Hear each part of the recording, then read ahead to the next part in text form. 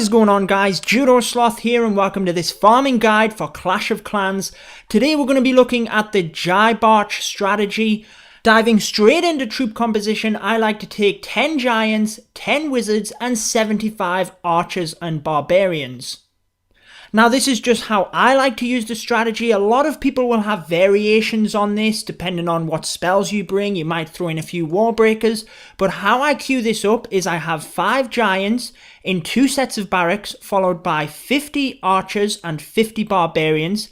Then I have 5 wizards followed by 25 archers and 25 barbarians. That gives you your troop composition, and I throw a couple of extra wizards on there as well just for if I'm making donations. For my spells, I like to bring 2 jump spells. Now that's to get appropriate access to the base.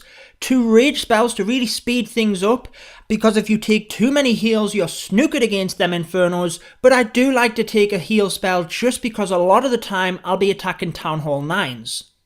So getting onto the raids itself, it's a pretty box standard deployment.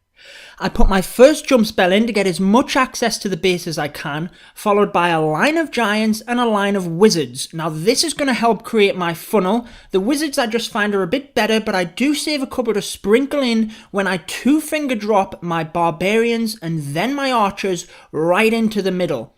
I like to use a rage spell initially to really push forward, but don't hold on to that second jump spell too long. You have to get that in so that they will go into the core.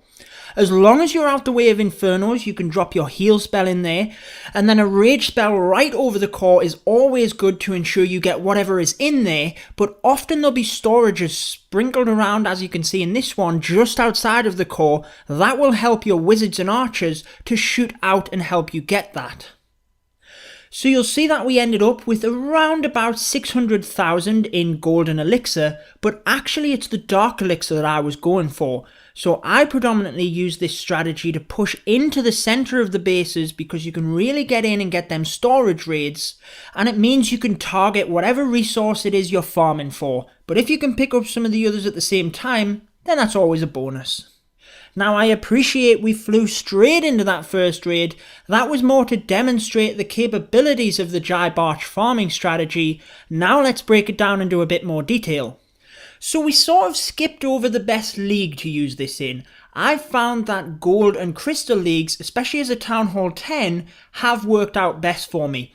That's not to say that you can't use this at a different trophy level, and you can use this as pretty much any Town Hall level really. Obviously if you're a Town Hall 8 you won't have the jump spells, so you'll have to bring in some wall breakers and change your troop composition up a little bit. But this is self-explanatory and you'll pretty much get your own feel for the strategy and alter the troop composition yourself anyway. This is just what I like to use. So looking at this raid, so far I've been using a general barch strategy to take the mines and pumps on the outside. Now you won't always have to take storage raids with this strategy. If you can get away without using all of your spells and troops, then by all means do so. On this one, I decided it was worth pushing in for the rest of them storages, because what I like about this strategy is you can log off, jump back on an hour later, and your troops are ready to go. Now I'm going to show a few more raids so I can demonstrate a bit better of what I'm doing here, but I decided to come in from the corner on this one because that allowed me to use my 2 jump spells a little better, because you'll see I just let my troops bust through that initial part of the wall so that I could jump into the core, but also jump out and allow my king to get them 2 storages on the back end. Now it turns out on this one my queen would have probably got them anyway, but that's what she's great for actually. As I was explaining in the first raid, once she's into the core of the base, she can shoot out to storages on the other side. But since I predominantly farm Dark Elixir, a lot of these raids I don't have her because she's busy upgrading. Now if we freeze the frame here on this next raid, you will see I have my jump spell in and my line of giants. I'm then putting a line of wizards in. You can see that the giants are tanking, the wizards are starting to create a very nice funnel, and then I can really target my barch troops in towards that dark elixir. So initially I'm going to use a couple of them to help with that funnel, but then I'm only going to sprinkle them in because you'll see there's a mortar and 2 wizard towers there, which could end very badly if I just flew them in. So you do have to be wary, especially with what's in that initial layer. I did use a heal spell and then a rage to help get rid of them splash damage defenses, and then you'll see an example here of what I was explaining in the first raid, in that I probably waited a little too long to get my jump spell into the core, and a lot of my troops started running around the side.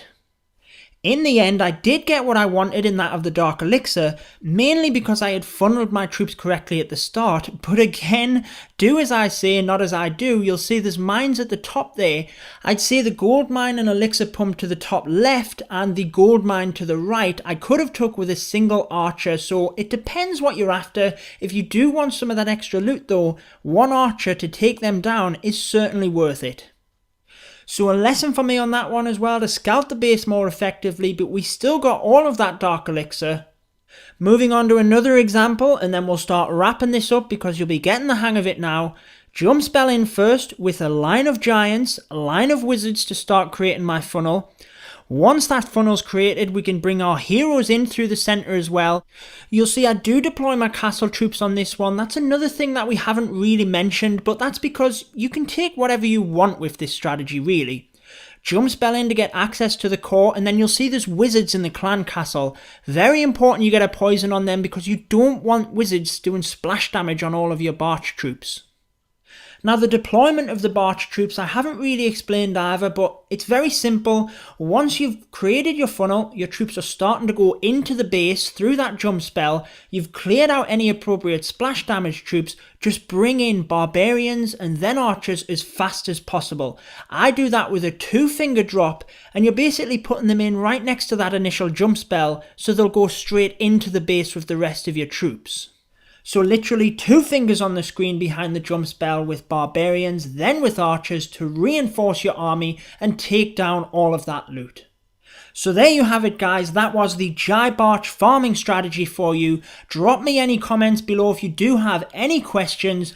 I did try and keep it as short but informative as possible, but anything else you need to know, I'll try and answer as best I can. I hope that video was helpful for you. Make sure to subscribe for more Clash of Clans. I've been your host Judo Sloth, and until next time, peace out guys. Stay tuned for more Clash of Clans.